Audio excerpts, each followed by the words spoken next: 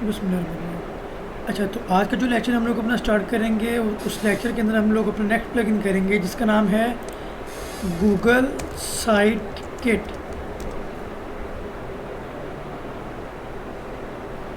अच्छा, वैसे तो अकॉर्डिंग टू अगर हम लोग एसईओ देखें, अगर आप कोई हैवी थीम यूज़ कर रहे होते हैं ना, फिर गूगल कहते हैं कि भाई जितने कम थीम यूज़ करो उतना बेनिफिट है। लेकिन अगर आप कहते हैं कि भाई नहीं, हम लोग अलग से गूगल साइट किट में जाके अपने एनालिटिक्स नहीं देखना चाहते, हम लोग डायरेक्ट अपने वर्डप्रेस के डैशबोर्ड में देखना चाहते हैं, तो उसके लिए प्लगइन यूज़ होता है गूगल साइट किट। ये क्या काम करता है? ये आपको एनालिटिक्स भी प्रोवाइड करता है, सर्च कंसोल के इंसाइट्स प्रोवाइड करता है, एंड उसके बाद गूगल एडसेंस का प्रोवाइड करते हैं। यानी कि अगर आपने कनेक्ट करना हो तो आप सिंपली यहाँ से भी कनेक्ट कर सकते हैं अपनी वेबसाइट को एडसेंस के साथ। उसके बाद आगे स्पीड, यानी कि भाई आपको बता दें कि भाई अगर आपकी वेबसाइट की स्पीड में कोई इशू वगैरह अगर आ रहा है, कहाँ पर क्या इशू है, किस चीज़ का अगर आप लोग करेंगे तो वो इजीली हल हो जाएगा। फिर इसके साथ ही हमारे पास हमें सामने एक और प्लगइन शो हो रहा है, उसका नाम है XML site map generator for Google.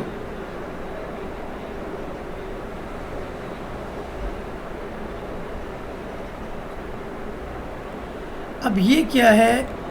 Site map होता क्या है? साइट मैप को कोई आइडिया है? एक साइट मैप क्या होता है? एक साइट मैप बेसिकली होता है, आप कह रहे हैं कि भी एक tree, let's say bloggers web है।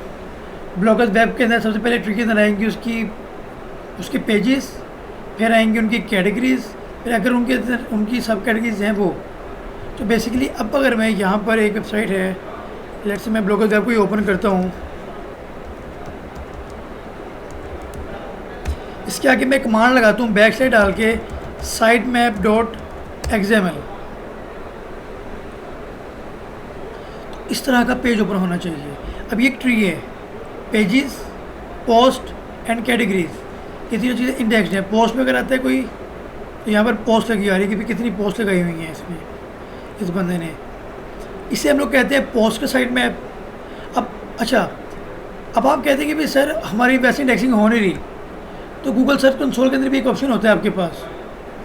लेट्स से मैं यहाँ पर ना ब्लॉगर वेब के सर्च कंसोल के अंदर आता हूँ, गलत जगह पे आ गया।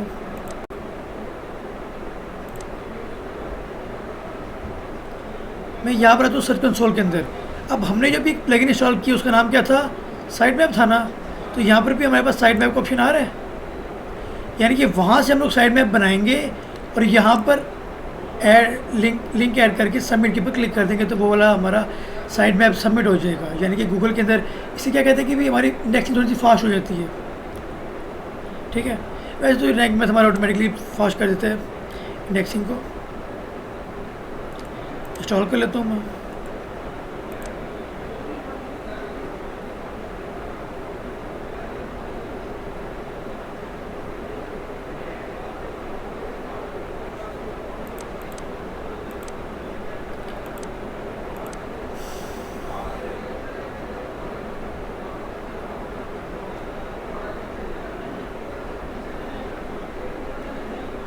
अब ये क्या कह रहा है?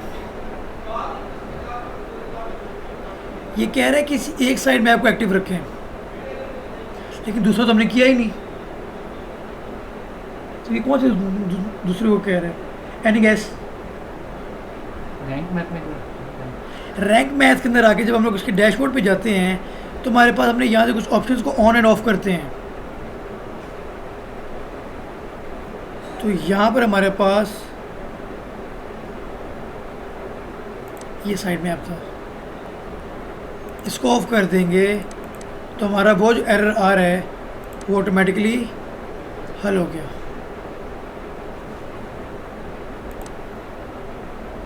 ठीक है, तो कभी कभार ऐसा हो सकता है कि भी आप एक और प्लगइन लगाएं, उसके थ्रू इशू आ रहा हो, तो ये हल होता है उसको सॉल्व करने का।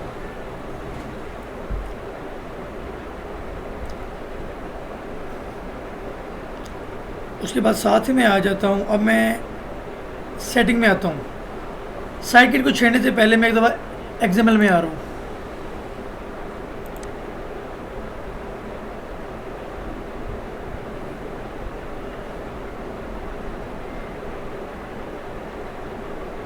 अब देखिए क्या इशू आ रहा है। सबसे बड़ा इशू एक सामने आ रहा है।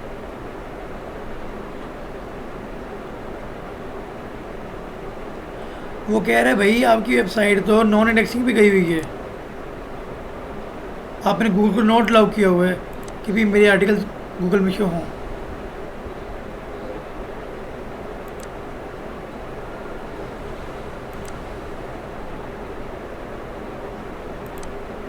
फिर साथ ही यहाँ से मैं एक और चीज़ भी कर लेता हूँ, मैं यहाँ से होम पेज को होम सेलेक्ट कर देता हूँ कि अगर हमें पेज की डिज़ाइनिंग करनी पड़े, लेट से आप कहते हैं कि भी हमने कैटेगरीज बनाई हैं लेकिन वो हमने वो होम पेज पे शो नहीं करवानी, हमने हर पेज डिज़ाइन करना है, तो वो डिज़ाइन करने के लिए तो आपके पेजेस होने चाहिए ना, कैटेगरीज तो आपके इन पेजेस के अंदर लगेंगी। तो साथ से मैंने दो काम कर लिए, हट गया। इन्हें ऑटो अपडेट्स कर दें, ठीक हो गया।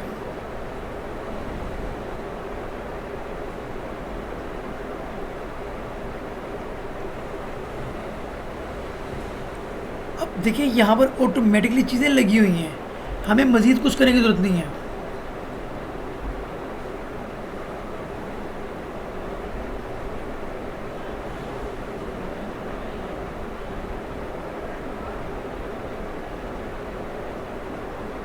फिर वो कह रहे हैं बस यहाँ से वो एक चीज़ पूछ रहे हैं आपसे कि भाई साइड में आप में क्या क्या चीज़ है। अब अक्सर लोग क्या करते हैं, वो टैग्स को नहीं करवाते, क्योंकि टैग्स क्या होता है, वो वही तो वो चीज़ होती है जो आप जब अपनी वेबसाइट को देखते हो ना, आप कहते हो सर ये क्या 37 नॉन इंडेक्सड हैं, 76 इंडेक्सड हैं, तो ये 37 टैग्स हैं जो बेकार हैं। करने को आप इनको भी कर सकते हो फुल रिपोर्ट पे क्लिक करके। अब इन 11 का भी वो क्या कह रहा है, क्या मसला है इन 11 टैग्स का भी, इनके ऊपर नॉन इंडेक्स का टैग लगा हुआ है। कौन कौन से टैग्स हैं उनको देख लेते हैं। ये देखें, ये सारे वो टैग हैं जो बेकार थे, feed feed feed feed feed feed page two पता नहीं क्या, ये हमारे काम के थे कोई नहीं ना थे, तो आपने इनकी टेंशन नहीं लेनी है भाजी, आप अभी भी ऐसे में कथन नहीं है। तो इस चीज़ से आपने टेंशन नहीं लेनी कि कभी कभार ये बेकार पेजेस भी हो रहे होते हैं, तो आपने बस इनको देखना है कि भी क्या आपको होम पेज इंडेक्स हो रहा है, क्या आपकी पोस्ट इंडेक्स हो रही हैं, क्या आपकी कैटेगरी इंडेक्स हो रही हैं। तो वो चीज़ चेक करने के लिए सिंपली आपने क्या करना होता है, आपने अपनी कोई भी एक वेबसाइट, कोई भी एक आर्टिकल उठाना है, उसको पेस्ट करना है एंड सर्च कर लेना है। क्या कह रहा है,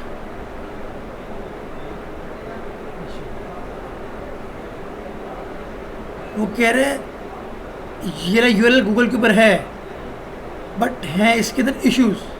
क्या इश्यूज़, क्योंकि इसके अंदर इशू ये है, वैसे ही आना नहीं था, इसमें इशू ये है कि जो जॉब्स लगाई थी ना, जॉब का जो स्कीमा ऐड किया था, उस चवल ने ये ऐड किया ही नहीं। एम्प्लॉयमेंट टाइप किया है, फुल टाइम करना था यहाँ पे उसने, वैलिड थ्रू के कब पोस्ट हुई है और कब से कुछ चलनी है, वो वाली डेट, सैलरी नहीं बताई उसने, करेंसी नहीं बताई उसने। भाई ये 4 एरर्स थे और बाकी पूरा का पूरा हमारा स्कीमा बिल्कुल ओके था, और एड्रेस भी नहीं बताया उसने। तो ये तो गलत किया ना, इसमें ज्यादती की है।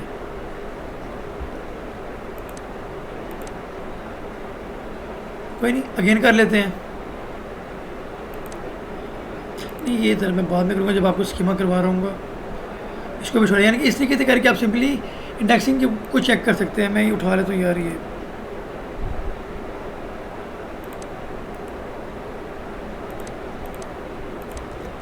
इसको सर्च कर लेते हैं हम लोग, ठीक है।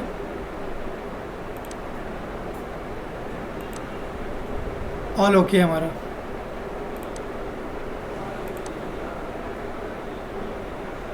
अब देखें वो क्या कह रहा है, no referring site maps rejected. तो ये मसला नहीं होता इसका, आपका आर्टिकल इंडेक्स हो गया, डैश इनफ। आपके पेज साइड मैप में होना चाहिए, आपका आर्टिकल हो रहा है ना, एंड है।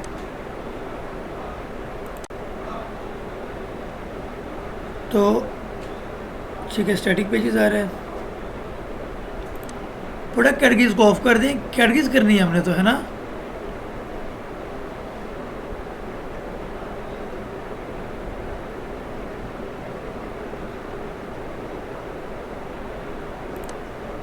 मैं यहाँ पे टैग पेजेस को भी और कर रहा हूँ। स्टैटिक ऑफ कर दें, होम पे जाके नहीं, स्टैटिक पेजेस आएंगे। अब यहाँ पे स्टैटिक पेजेस किन किन को कह रहा है? About us, contractors, privacy policy, terms and condition, वो सारे क्या हैं? वो पे स्टैटिक पेजेस हैं। स्टैटिक पेजेस का क्या मतलब? जो पेजेस थीम में अवेलेबल हैं। होम पेज उसने क्या दिया ऊपर, डिफ्रेंशिएट आपने खुद करना होता है, ये समझना आपने खुद होता है कि इसका मतलब क्या है।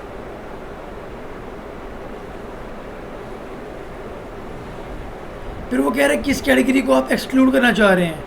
जाहिर सी बात है, और कैटेगराइज को हमने एक्सक्लूड करना है।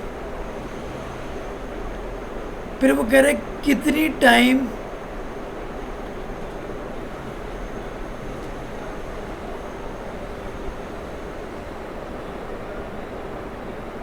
ठीक है।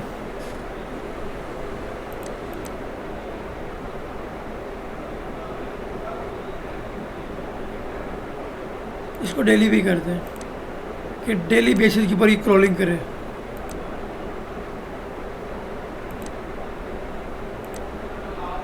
इसको नेवर, क्योंकि हम लोग ये यूज़ नहीं कर रहे।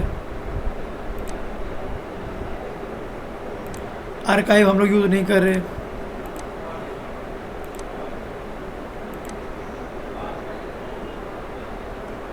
बाकी सारा ठीक है। ठीक है, अपडेट ऑप्शंस। अब मैं अगेन इसको रिफ्रेश करता हूँ।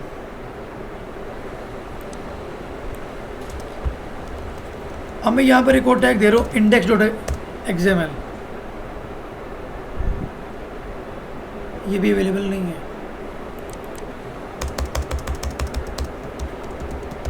अगेन सर्च कर लेते हैं।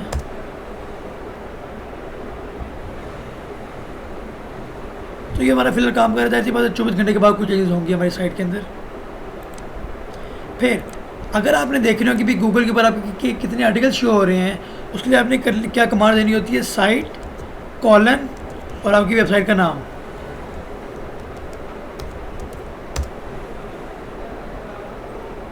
ये देखें आप, home page, DMCA, about us, आपके आर्टिकल्स आना शुरू हो गए, आपकी कैटेगरीज आ रही हैं।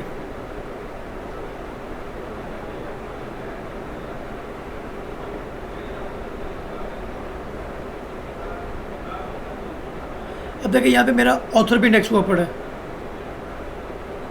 ऑथर पेजेस, लेकिन अब हमने ऑथर पेजेस को ऑफ कर दिया।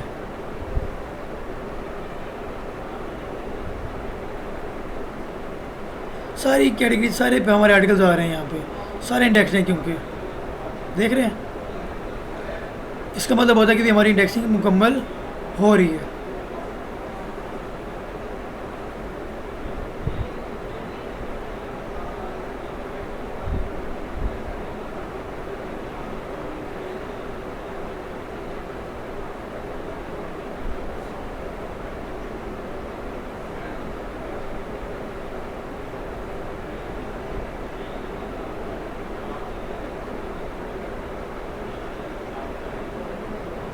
सिक्सटी 8 आइटम्स है टोटल, और आर्टिकल से भी लगे हैं 54, यानी कि बाकी सारे पेजेस और कैटेगरीज हैं। समझ आ गया? तो अब हम लोग क्या कर लेते हैं, फिर साइट ग्रिड को सेटअप कर लेते हैं।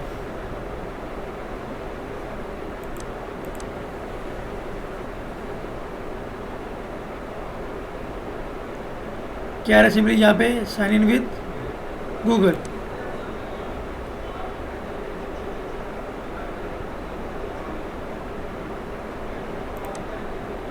किसी भी एक, यानी कि जिस ईमेल के ऊपर आपकी वेबसाइट होगी उसी ईमेल से आप लोग लॉगिन कर लेंगे। इसके लिए क्या होगा, आपको अलहदा से सर्च कंसोल का और गूगल एनालिटिक्स का अकाउंट नहीं बनाना पड़ेगा। और यहाँ से क्या होगा, हमें HTML कोड नहीं प्लेस करना पड़ता अपनी वेबसाइट के अंदर। साइट किट ऑटोमेटिकली वेरीफाई कर लेता है। वैसे क्या होता है, हमें होस्टिंग में जाके फाइल बना के वहाँ पर जाके HTML कोड प्लेस करना पड़ता है। इस तरह हम लोग उस खप से बच जाते हैं।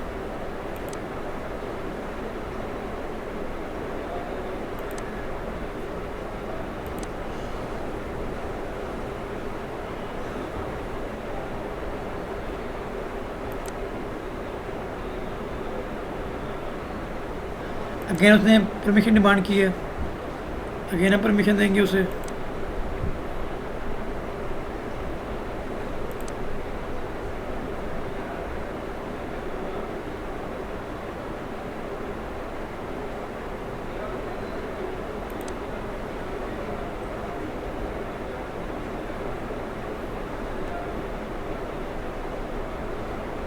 तो देखिए ऑलमोस्ट 72 घंटे लग सकते हैं।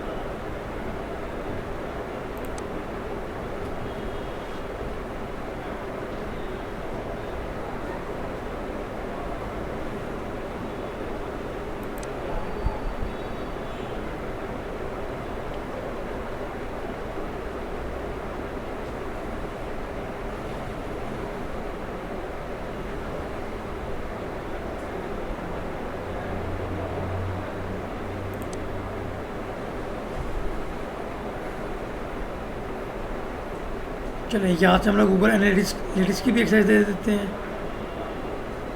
अब यहाँ मसला क्या हुआ है,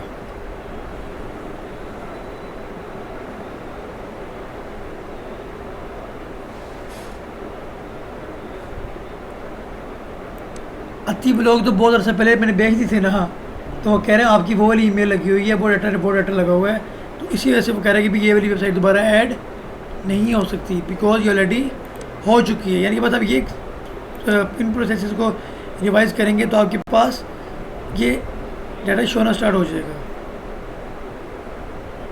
इसकी एग्जांपल मैं आपको दिखा देता हूँ।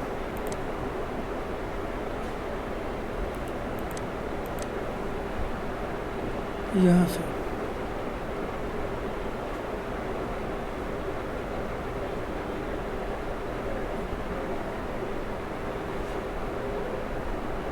ठीक है, डायरेक्ट, ऑर्गेनिक सोशल जो फेसबुक वगैरह से आ रही है या मीडियम से या रेडिट से या किसी भी और वेबसाइट से। लास्ट में क्या रेफर कि किसी वेबसाइट की लिंक लगा हुआ था और वहाँ से यहाँ पर आया है। ये ग्राफ आ गया आपका, total impression, total clicks, total searches से कितने बंदे आए हैं। ये लास्ट 28 डेज़ के दिखाएगा सिर्फ यहाँ पे। अगर आपने एक रियल एनालिसिस करना होगा उसके लिए आपको अपने सर्च कंसोल में या फिर एनालिटिक्स में जाकर ये देखना पड़ेगा।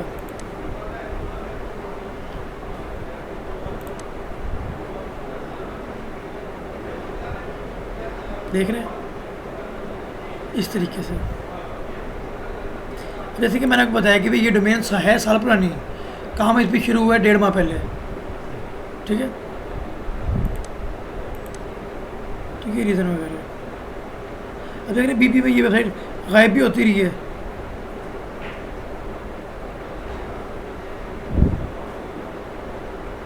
और अभी ईद पे देखिएगा,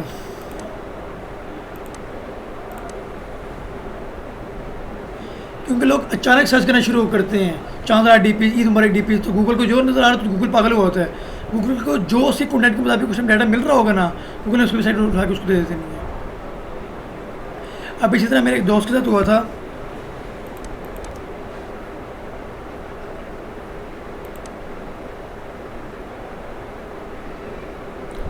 ये हमारा हो गया बेसिक ऑन पेज को हमने देख लिया था ना, ऑन पेज को, ठीक है।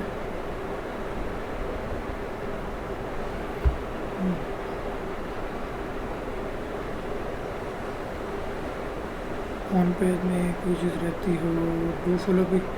अच्छा, टाइप्स ऑफ लिंक्स लिख लें, types of links.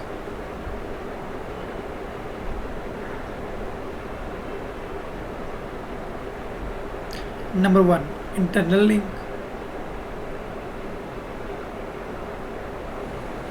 Number 2 external link, number 3 do follow link,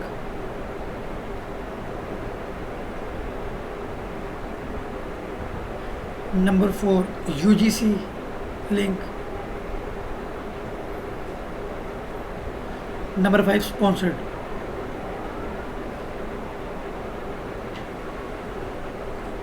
UGC means user generated content. हो सकता है कोई ऐसा लिंक हो जिसके अंदर आप गूगल को बताना चाह रहे हो कि भाई ना ये डू फॉलो लिंक है, ना ये फॉलो लिंक है, सॉरी ना ये नो फॉलो है। वो अलग बनेगा नो फॉलो। नहीं, वो खाली एक एट्रीब्यूट देनी होती है हमने।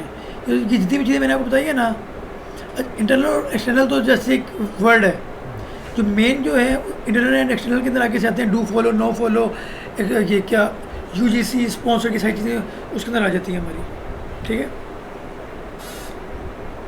तो जिस तरह आप यहाँ पर देखें, अगर मैं यहाँ पर कोई एक लिंक देने के लिए आता हूँ, फॉर एग्जांपल जैसे मैं ये वाला लिंक दे लेता हूँ, मैं यहाँ पर इसका लिंक दे रहा हूँ, लिंक दे दिया मैंने, सेटिंग का ऑप्शन आ रहा है, क्या क्लिक करना है आपने, वो क्या कह रहा है यहाँ पे, इधर वो आप दो चीज़ें बता रहे हैं, क्या क्या, नो फॉलो एंड स्पॉन्सर्ड।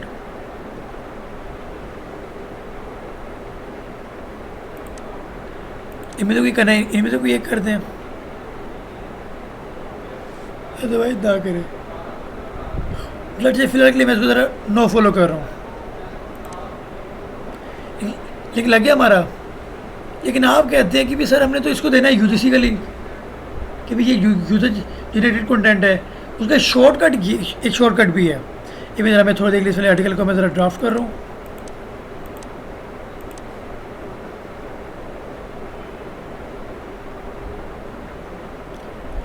आप नीचे आ जाएं, यहाँ से स्विच कर लें ब्लॉग एडिटर में।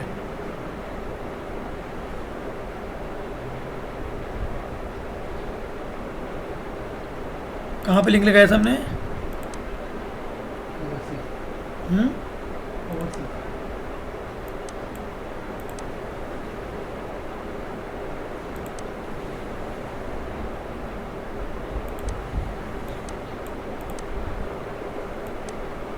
ये लो, दो किस्म के और लिंक्स भी निकल के आए हमारे पास, यानी कुछ अपडेशंस आई हैं अभी, क्योंकि ये वर्डप्रेस की वर्जन अभी भी अपडेट की है मैंने आपके सामने 6.5 पे लेके गया हूँ। उसने यहाँ पर क्या की चीज़ बता दी, और अबाउट मेंशंस। लेट्स से आप यहीं पे अबाउट अस के पेज का लिंक देना चाह रहे हैं, ठीक है। लेट्स से आप कहते हैं कि भी if you have any queries और you want to publish your content on our website, then contact us. साथ में आप वहाँ पे कॉन्टैक्ट अस की पेज का लिंक देना चाहते हैं या अबाउट का, तो आप ये वाला करते हैं कि भी यहाँ पर ये अबाउट इस सेंस में भी यूज़ हो सकता है कि ये लिंक किसी चीज़ के बारे में बता रहा है, कि उस चीज़ को एक्सप्लेन कर रहा है। मेंशन भी वो चीज़, सेम चीज़ें हैं ऑलमोस्ट, ठीक है। तो ये चीज़ें हैं, लेकिन यहाँ पर अब क्या चीज़ नहीं आई, यूजीसी।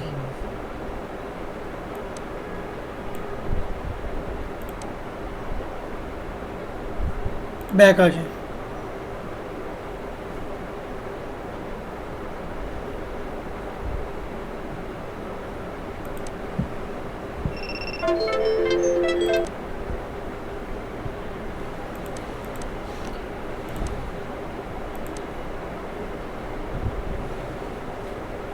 चलें। अब आप लोगों ने याद रखना है कि आप लोगों ने लिंक कहाँ पर लगाया था।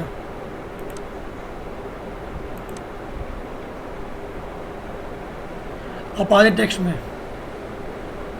आ गए, कहाँ लगाया था हमने,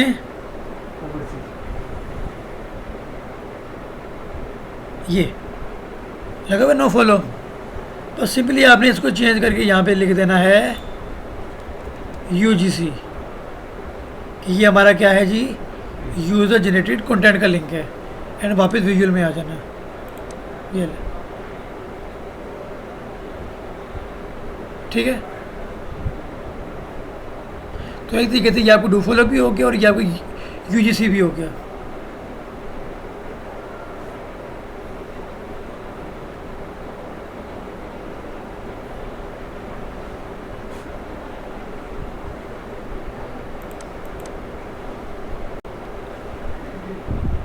ठीक है, ये होगी हमारी लिंक्स की टाइप्स। उसके बाद आप लिख लें आगे स्कीमा। स्कीमा मार्कअप,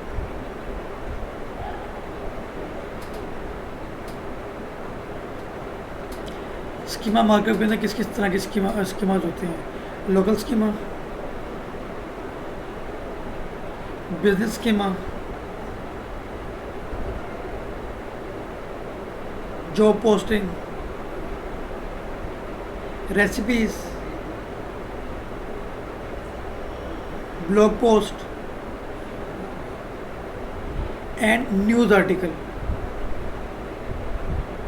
लेकिन न्यूज़ आर्टिकल के लिए इनकी एक पॉलिसी है, वो ये है कि भी आपकी वेबसाइट गूगल न्यूज़ से अप्रूव्ड होनी चाहिए। गूगल न्यूज़ क्या होती है पता है? वहाँ से आपकी वेबसाइट का अप्रूव होना मस्ट है, तभी आप न्यूज़ आर्टिकल लिख सकते हैं। तभी आप लिखेंगे तो गूगल उसको इतनी अहमियत नहीं देगा, वो एज ए न्यूज़ कंसिडर नहीं करेगा उसको,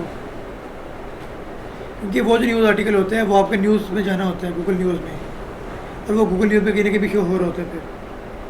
ठीक है, तो उस टाइम पे कुछ लोग क्या करते हैं, ये ट्रेंडिंग वेबसाइट नहीं होती, ये जियो न्यूज़, डॉन वगैरह, इनको कम्पीट कर रहे होते हैं, न्यूज़ लगा रहे हैं, जिसमें जियो कम्पीट करो आप। इसको न्यूज़ लगाने के लिए गूगल न्यूज़ पे जाके अपना अकाउंट गूगल न्यूज़ का अप्रूवल मिलता भी नहीं है ऐसे आसानी से। मेरी 2 वेबसाइट से जो अप्रूव हुई थी 10 में से, वो 2 बिकी भी अच्छी थी, क्योंकि उनके ऊपर एडसेंस भी लगा हुआ था, एस्टेरा भी लगा हुआ था, ट्रैफिक भी डेली की 50 बंदे की आ रही थी, एडसेंस से अप्रूव, गूगल न्यूज़ से अप्रूव, काफ़ी अच्छी बिकी थी। ठीक है, फिर एक और चीज़ आप लिखने का, आप लोगों के पास मेन गूगल एडसेंस के ऑल्टरनेटिव्स कौन कौन से हैं? वालेकुम सही ऑनलाइन करने का काम करवाते हैं, इसकी कुछ समझा सकते हैं बात? बताएं।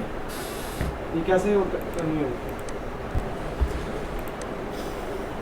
हाँ, मैं कैसे बता रहा था? Main alternative Google AdSense. हाँ, एडसेरा सबसे पहले तो, एडेक्स, Propeller Ads, Mediavine, push ads,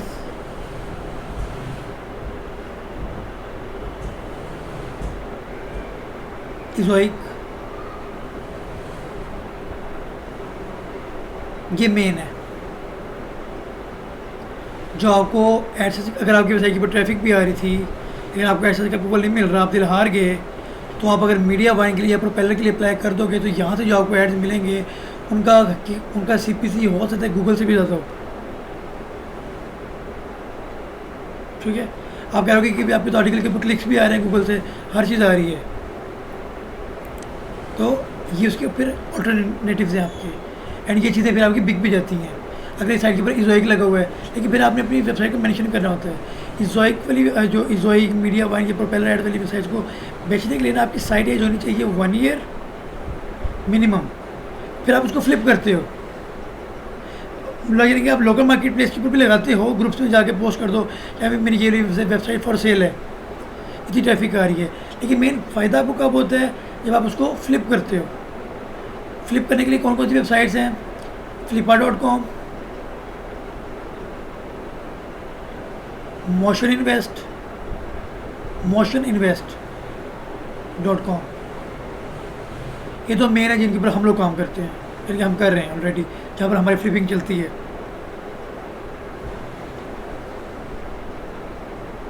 ठीक है, तो यानी कि लेट्स से आप कहते हैं कि भी हमारी वेबसाइट पे इज़ोइक लगा हुआ था, एडसेंस नहीं लगा हुआ, इज़ोइक लगा हुआ, इज़ोइक में अर्निंग ऐड हो रही थी हमारी, तो अब वो यार ये तो अर्निंग ऐड हो रही, अब तो नहीं यार मैं तंग आ गई थी इससे, अपनी चेंज करनी है, मैं इसको फ्लिप करना चाह रहा हूँ, भेज दूँ, तो अगर आप ये वाली फिर पिक भी जाती है।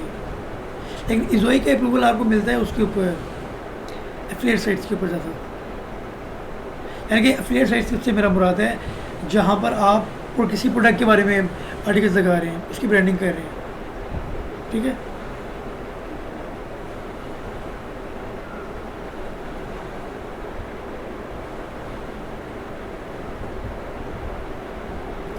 स्कीमा का जो प्रैक्टिकल होगा वो हम लोग करेंगे कल, ठीक है, क्योंकि आज इस टाइम में अभी तो पूरा होना मुश्किल है स्कीमा का पूरा होना। तो और उसके अलावा जो है उससे नेक्स्ट क्लास में आप लोगों का होगा साइड ऑडिट, और उसके बाद आप लोगों का आ जाएगा ऑफ पेज की कुछ टेक्निक्स हैं, वो हम लोग देखेंगे कि भी कौन कौन सी वेबसाइट्स होती हैं जहाँ पे लिस्टें मिल जाती हैं बैक लिंकिंग की फ्री ऑफ कॉस्ट वाली, वो उठाएंगे हम लोग। और उसके बाद आप लोगों का गूगल एड्स होगा जो रह गया और एंड होगा। ये भी लिख लें आउटलाइन जो मैंने भी आपको बोली है, नहीं मुझे भी याद रहेगा ना कि क्या आज ये करवाना है, आज ये करवाना है, आज ये करवाना है। स्कीमा कल स्कीमा होगा, फिर आपका होगा ऑफ पेज एसईओ, फिर होगा साइट ऑडिट, फिर साथ ही आपका टेक्निकल एसईओ आ जाएगा, और उसके बाद गूगल एड्स।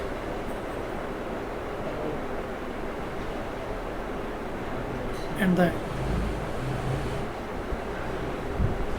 कोई चीज़ रहेगी जो मेरे कोर्स को छोड़ी हो, देख लेंगे। नहीं ये देख लेना अभी, बता दें क्लास एंड होगी है, मैं वीडियो को रेंडरिंग